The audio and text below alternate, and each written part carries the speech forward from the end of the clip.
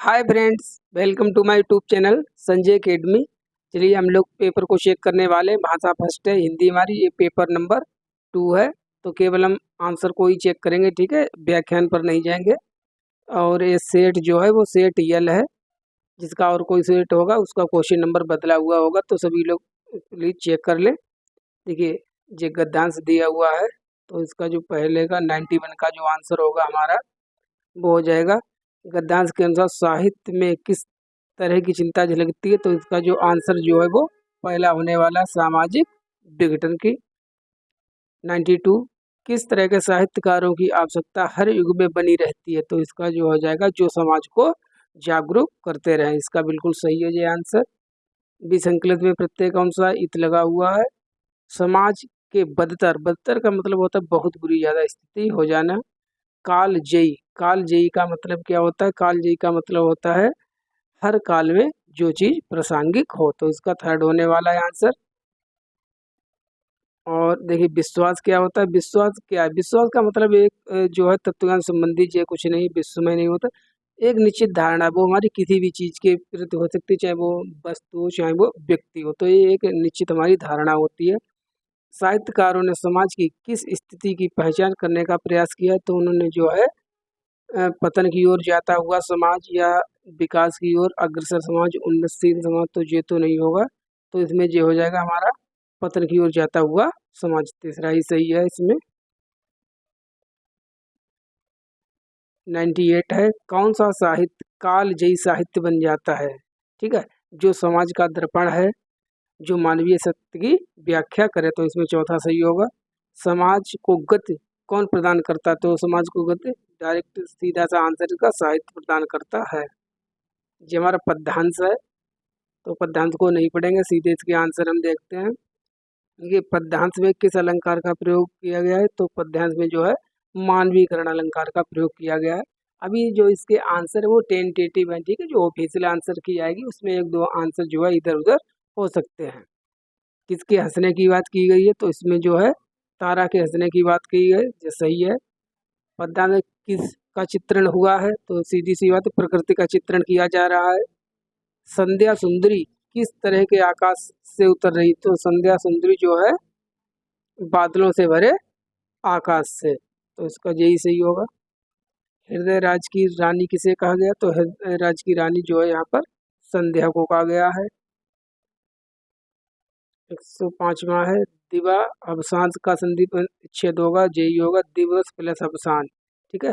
अवसान माने होता समाप्त होना, दिन का समाप्त होना। अब पैडागोजी वाले हमारे आंसर हैं। विद्यालयों को योगात्मक द्विभाषावाद का अनुसरण करना चाहिए क्योंकि वह प्रथम भाषा के विकास में अवरोध पैदा करता है। गलत है। बच्चों की संस्कृति और भाषा को महत्व देता है। अंग्रेजी को द्वितीय, नहीं ये नहीं होगा, तो इसमें दूसरा ही सही है। 107 जो है, इसमें जो इसका जो आंसर होने वाला है वो दूसरा, इसका जो बिल्कुल सही लगा हुआ है, ठीक है। संप्रेषणात्मक भाषा शिक्षण है, प्रत्यक्ष विधि है, व्याकरण अनुवाद है, तो इसका जो है दूसरा वाला ही जो आंसर है जो लगा हुआ है इसमें वही सही है। श्रवण में क्या शामिल है? श्रवण क्या होता है? श्रवण का मतलब होता है कोई चीज ध्वनि आपने सुनी और उसका मीन मेकिंग करना, उसका अर्थ निकाल लेना, तो पहला सही है। भारतीय भाषाओं के बारे में कौन सा कथन सही नहीं गलत है? तो देखिए, इसमें यही गलत है। संस्कृत एक आधुनिक भारतीय भाषा नहीं, ये प्राचीन हमारी भाषा, शास्त्रीय भाषा है, क्लासिकल लैंग्वेज है। कौन से कौशल ग्राह्य कौशल होते हैं, रिसेप्टिव स्किल्स, जिनके द्वारा हम ज्ञान को ग्रहण करते हैं, वो है श्रवण, ठीक है, सुनना और पठन पढ़ना।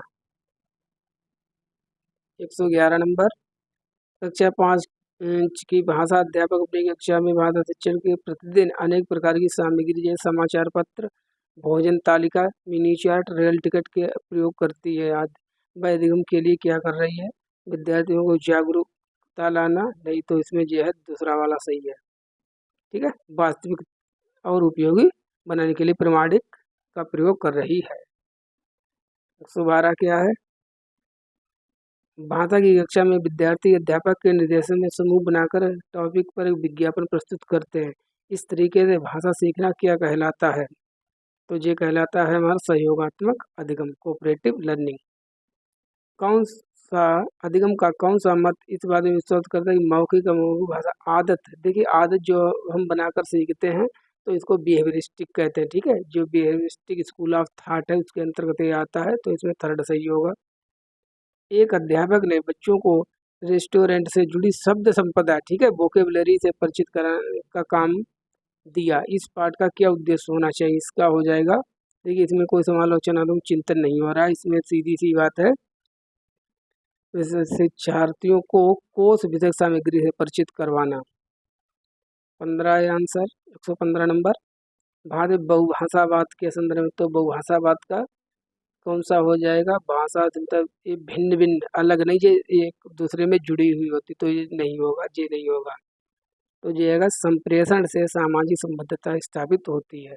किसी भी कहानी का समय और स्थान क्या कहलाता है? देखिए कोई भी कहानी उसका समय जो स्थान है वो उसका कथानक नहीं कहलाता, वो उसका सेटिंग कहलाता है। अध्यापकों शिक्षार्थी सामग्री पर टेस्ट एवं आकलन का प्रभाव क्या कहलाता है? इसको कहते हैं भाषा का परीक्षण का प्रभाव या बासबाइक इफेक्ट। 118 भाषा की कक्षा में अध्यापक ने विद्यार्थियों के एक समूह को ग्राहक, प्रॉपर्टी डीलर, मकान मालिक और किराएदार का अभिनय, अभिनय का मतलब होता है रोल करना, करने के लिए कहा। से शिक्षार्थियों से कहा कि इस अपने को देखें और वार्तालाप का आनंद लें। इस गतिविधि को क्या कहेंगे? इसको हम कहेंगे रोल प्ले, ठीक है। अभिनय की कक्षा नहीं, रोल प्ले कहेंगे। 119 भाषागत कार्य जैसे स्वर शैली, तान, बला, घात, लय को क्या कहते हैं? ये सभी चीजें ध्वन्यात्मकता में आती हैं, ध्वनि के अंतर्गत आती हैं, ठीक है। इंटोनेशन इंग्लिश में कहते हैं। किसी श्रवण से जुड़ी गतिविधि की योजना बनाते समय कौन सा कारक महत्वपूर्ण नहीं है? कौन सा नहीं है? देखो इसमें जो जेंडर वाइज की बात की जा रही है, चौथा तो ये नहीं है, ठीक है। चाहे पुरुष हो चाहे महिला हो, इससे कोई प्रभाव नहीं पड़ता। तो चलिए सभी लोग शेयर कर लें अपने आंसर, ठीक है। और ये भी आंसर टेंटेटिव है, एक दो इधर उधर हो सकता है। चलिए थैंक यू फॉर वॉचिंग।